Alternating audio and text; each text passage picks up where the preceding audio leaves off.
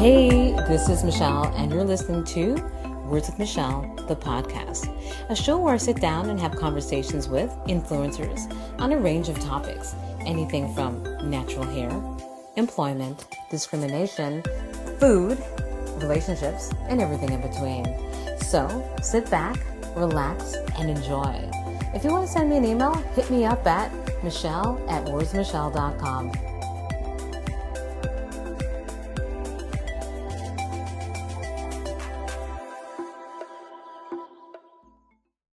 Thanks for tuning into the latest episode of Words with Michelle, the podcast. One of the things that I strive to do with my podcast is to give my guests a platform to speak or discuss a matter that's close to their heart. Almost 10 years ago, I interviewed Marci Ien for my blog and asked her to speak about her life and work in media. I was excited to speak with Marci because she's had a huge impact on me due to her work in media, but also being a Black woman in media. Noble notes, Marci has been a fixture in Canadian media for almost 20 years. She entered the news arena at CHCH Channel 11 and then made the big move to CTV in 97, where she became one of the faces of CTV News. After a few years, she landed a co-hosting spot on Canada AM, which she held for over 10 years. She also held a co-hosting spot on the daytime talk show, The Social. I was honored that she took time out of her busy day to speak to me and discuss what her journey had been like. If you'd like to read that interview, I have included the link in the show notes. Well, things have changed since that last interview. Marci no longer devotes her life to work in media. She has made the move to politics. But before we get into the show, I'd like you to know that this episode has been sponsored by Epigram Consulting Services. If you're an entrepreneur or micro-entrepreneur in need of leveling up your business, Epigram Consulting can walk you through while teaching you the process of starting or expanding a business with their unique business consulting model. Epigram specializes in product identification, business plans, financial analysis, operations, and marketing. Ready to start or fine-tune your business? Contact Karen at info@epigramconsulting.com. Now back to the show. As I mentioned in the top of the episode, Marci has switched careers and is now a member of Parliament and is the Minister of Women and Gender Equality and Youth. I couldn't help but start off the show asking Marci what made her dive into politics. I was curious and I had to know. She shares what happened in 2020 that inspired her to make that leap. In our talk, Marci speaks about 16 Days of Activism and this year's theme, Come Together, Act Now, which calls on all Canadians, especially men and boys, to challenge harmful norms and take meaningful action to prevent and address gender-based violence.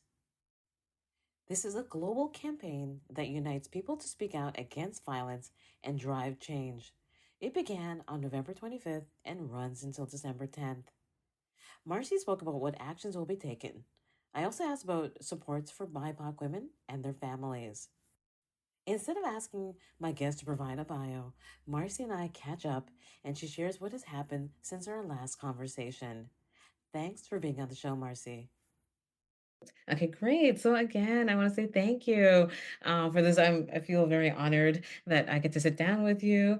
We did speak like in 2017, like 7 years ago. It was Such a long time. Oh it my was a God. long time, but the funny thing is, it feels like just like yesterday. Yeah, Because that's I still crazy. remember the conversation. I completely remember everything about the conversation. So it's so weird that it was. When I look back, it's 7 years ago. So the thing is, exactly, time flies, right?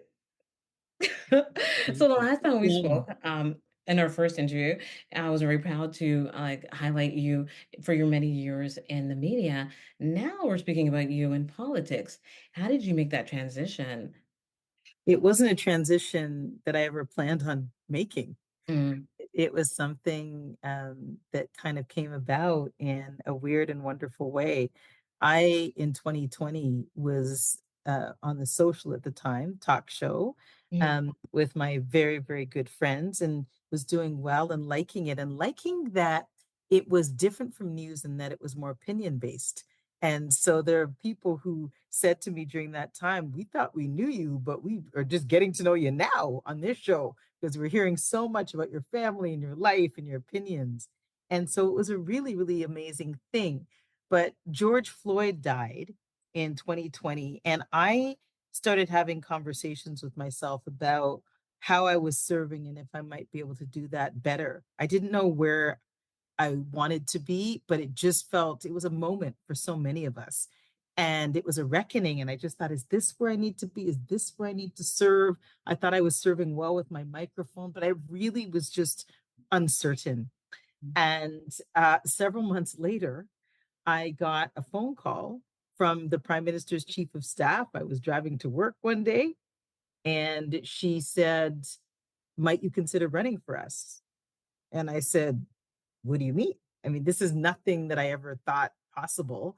And she repeated herself. And I said, that's something that I'm going to have to think about. That isn't even anything that's ever been on my radar.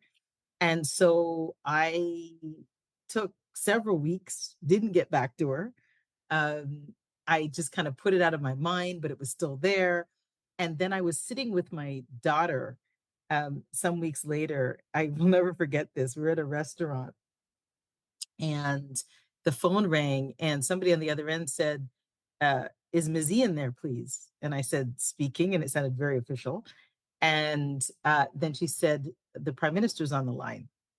And I thought, oh, okay. So this is where this is going.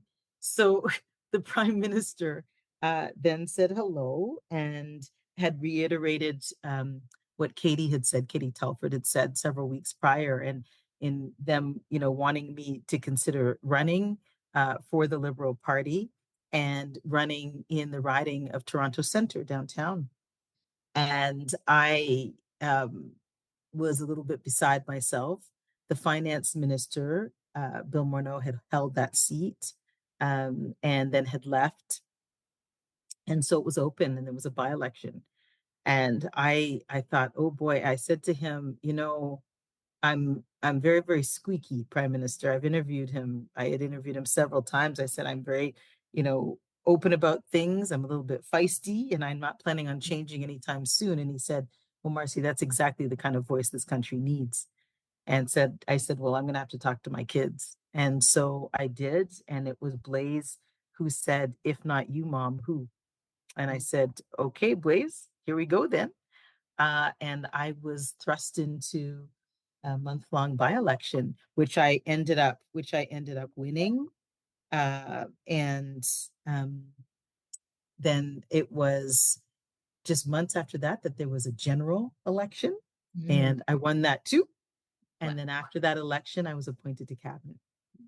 Well, So congratulations. I've tried to encapsulate everything in a nutshell.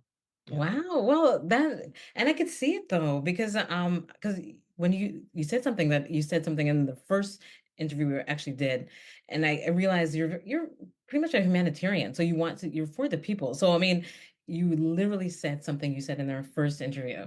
I heard it again. Like you said, and I haven't even listened to the interview in years, but I remember something you said and you said it again. So that's pretty genuine. I know you're real. So that was pretty awesome.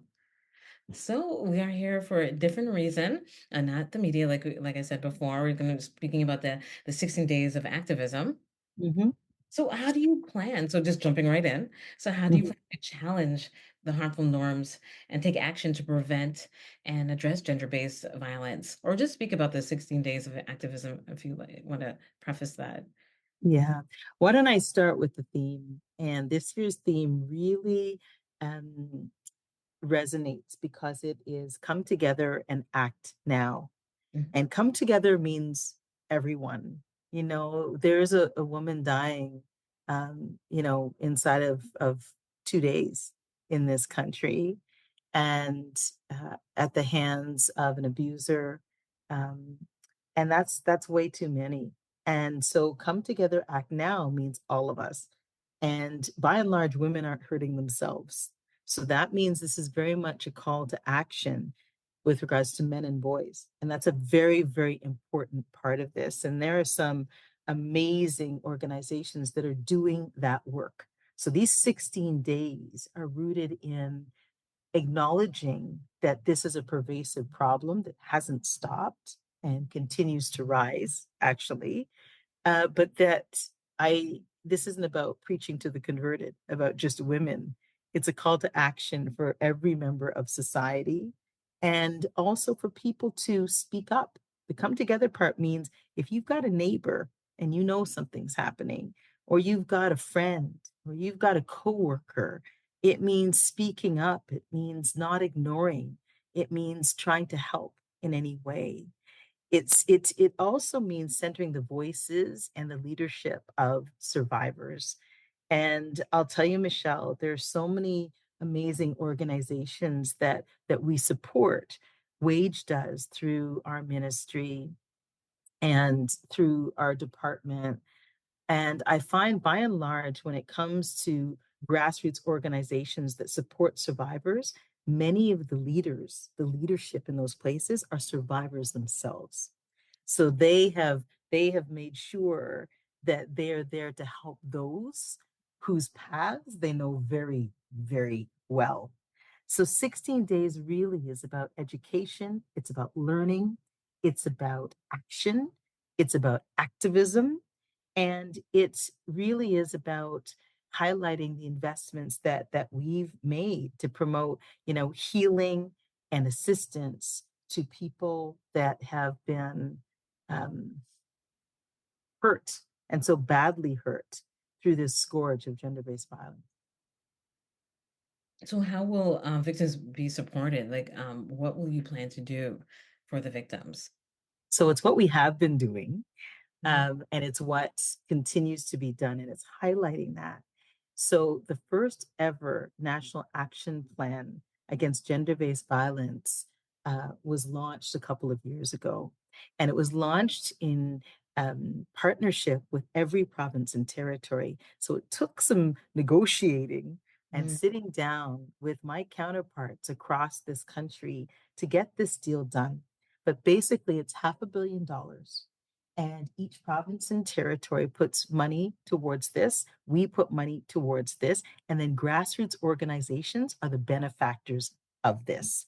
And the plan is rooted in a couple of principles, but the most important is prevention. In my mind, we want this to happen, right? So it's one thing when it's happening and you're supporting, but how do we prevent it? So each province and territory, 25% of their plan has to be about prevention. We are coming up in the next couple of weeks where we'll get a report. Each province and territory will report to our ministry, our department, and let us know how things are going and let us know where the gaps are. And I will say it's interesting because each province and territory is different. So, for instance, in Nunavut, their national action plan money might have gone towards men and boys, where there are, survivors of various kinds of abuses, where reconciliation is at the forefront of things. And then in, Ontario, it could be human trafficking. So each province and territory hones in on and puts money towards organizations that um, have everything to do with what they deem kind of the important parts of GBV. So there's a lot of work that's being done. This is how we support, this is how we continue to support. Okay, great. So due to systemic racism, we know that is very prevalent. Yeah. How are the supports, or are there supports specifically addressing the needs of BIPOC women and their families? And what are they?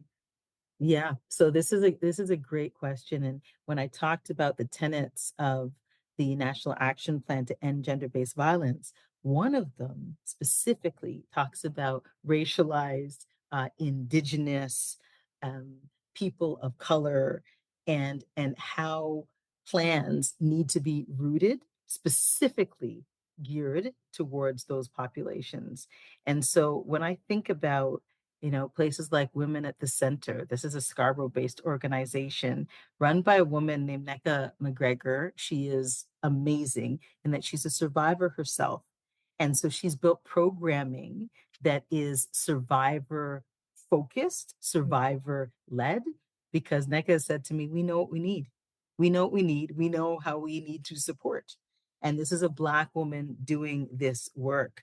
There's a Black Youth Helpline, because we can't forget that younger women are victims of gender-based violence as well. Another mental health organization called Across Boundaries, Black Youth Helpline, I believe, does mental health, a mental health component too. So these are culturally appropriate services. And there are many organizations right across the country doing just that, because you're right. This is not a one size fits all approach. This is very much an approach where people need to feel comfortable when they are, going to therapy, when they are seeing a caseworker. They need to see themselves, and they need to know that there's someone there that's been through and understands their journey. Yeah, it is very important to use the language, and not just like different language, but just cultural differences, That's right? right. That's right. That's exactly right. Okay, perfect. So we may have spoken about this before, but we saw a rise in domestic violence during the pandemic because I remember hearing that in the news a lot. Have the Mhm. numbers increased, decreased, stay the same? So, it was interesting. I think it's important to point to why we saw that increase. And it's a simple thing, but I think it has to be pointed out. We told everybody to stay home. We said, Yeah. everybody, right? We said, everybody, if you're going to be safe, stay home. And the fact of the matter is, home wasn't safe for a lot of people. So, hence the rise. They were stuck at home, many of them with their abusers. And where were they to go? Right? Because it was stay home, make sure you do that. That's how you're responsible. You don't, walk the streets, you don't go travel, all of that, you stay home. And so, yes, it skyrocketed, and unfortunately, it has continued to rise. Yeah. We're not seeing it slow down, and we're also seeing a rise in cases involving seniors, Michelle, which is which Okay. is really which is really interesting. So it really shows how pervasive this is, and right across the board. So obviously, younger women, middle-aged, women, and now we're seeing cases involving seniors rise, and this has been going on since 2018. So that's interesting there too. Intimate partner violence. Mhm. Obviously, there isn't a day we don't see something in the headlines about somebody who's fallen victim to that. And so these numbers are going in the wrong direction. And that's why we have literally put forward historic amounts of money towards this, and also partnered with provinces and territories, because I completely understand. And it's important to note that there isn't one government that's going to get this done. This has to be, and frankly, it's not just about government, it's about the private sector, it's about communities. This is an all hands on deck situation. I Please just go want to ahead. ask, so I know that there's help and support. Like, will we be going to schools? Like, how will we get to like younger kids? Because I feel like kids, not kids, maybe like say high school age, perhaps Mhm. really benefit like from hearing this because things could start then. It could probably start before then, but Oh, yeah. when you're a teenager, you're dating, you never know, Oh, right? absolutely. So we had a campaign, it's a great question, called It's Not Just. And this was a focus on gender-based violence. So I went to universities. There were some high schools as well in there as well. And the whole campaign was to focus on what it is, right? So it isn't just physical abuse. There's a mental component, there's a psychological component. Sometimes it happens on social media, and so this is what we talked about. And there was a whole campaign that we did, and it was actually quite well received. We had great discussions with a lot of young people. The other part of this is that there is an organization called White Ribbon, and another called Next Gen Men. And they focus on boys and young men. That's what they do. So this is high school. This is beyond high school, but they zero in, and actually a little younger with Next Gen Men. I think it's grade 8 that they start, where they talk about masculinity. What does that mean? What does that look like? It is okay to cry. It is okay to show your emotions. They talk about parameters and boundaries and all of these things, and they do that at a young age, which is excellent. And this is the come together part that I'm talking about. So there's a lot of work being done, because there is that realization that if we're going to prevent this from happening, we've got to start younger. Yes, definitely. I mean, because I have a nephew who's 13, and That grade he, 8 age. yeah, My exactly. my So to son is me, the he's same. pretty much And aware of mhm, it. So it's good to start really young, so they know mhm. how to treat each other. So I That's like, right. yeah. That's right. Know how to treat each other and know how to just respect boundaries. My son is the same age. Dash is 13. And I can see, this is where relationships form and, Mm. friendships and all of these different things. And then there's puberty, all these things happening at once. And it's great because some of these organizations, I know Next Gen, they have circles. They have like groups, circles where, boys just get together and they can share.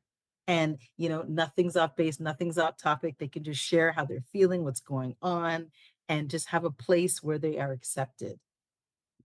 I think that's good for this generation or the younger or the youngest generation because they seem to be a little more open to things like that. Because you can tell just with the language and with Yeah. the gender-free clothing. So they seem a little more Yes. open-minded, Yes. easier to speak to. Because you were saying there's now like an increase with elderly like abuse or older people. So I'm Yes. thinking there's a huge shift, right? There's like an untapped market type of thing, or just like younger people seem to be open enough to learn. Older people need a little more help because they've lived that way for so long. They think Yeah. that's not acceptable. Yeah, absolutely right. And there are cultural components. There are all sorts That's of true. components. Yeah. There are all sorts of components to this, but this is something that has to stop, and it's important to call it out, right?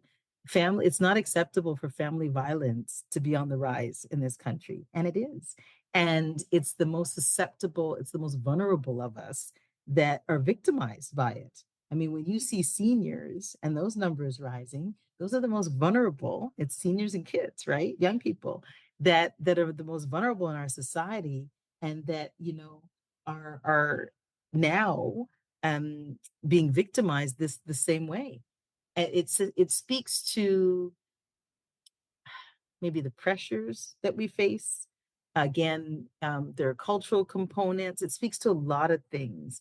um, we have to continue, and really I cannot stress the working together part. I wish, Michelle, there was a quick fix. I wish I could wave a wand and this would be gone. But the longer I have the honor of, the longer I've held this ministry and led in this space, I see that there's just so much we have to do. It feels like we're at the tip of the iceberg. And Mm, I see that we've made some change, but man, I mean, there's so much to do. yeah. As we approach the end of the show, I thanked Marcy for being on the show and I asked her if she wanted to share a few closing remarks. Well, I would just say that, the stark reminder when it comes to Canadian history, gender-based violence is L'École Polytechnique. And that anniversary is coming up on the 6th. That's And I will be traveling to Montreal for that. For what is a really somber ceremony. There are no speeches. There's no one really talking as far as governments and leadership of that ilk. But I will be going there for that, and it's just a sober reminder of what can happen.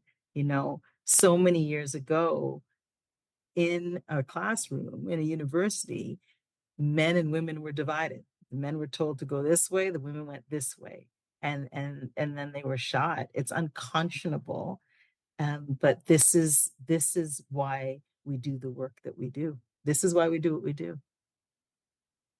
okay. Thank you so much. It's been an honor speaking to you again. Thank you so much for sharing, your work with us and telling us what you're doing and the strides you want to do, like the change you want to make. So thank you so much for that. Thank you so much, Michelle, and thanks for really for reaching out and being persistent about it. I appreciate that. It's really good to be with you. Thanks a lot. Thanks again for listening to the latest episode of Words with Michelle, the podcast. Just a reminder, you can subscribe to the podcast on Spotify and Apple Podcasts. You can also listen to the show on my blog at wordswithmichelle.com. If you have any questions, or if you'd like to provide a comment or feedback, or if you'd like to be a guest on the show, you can email me at michelle@wordswithmichelle.com. You can also email me if you're interested in sponsoring an episode. Thanks again for listening to the show, and until next time, bye.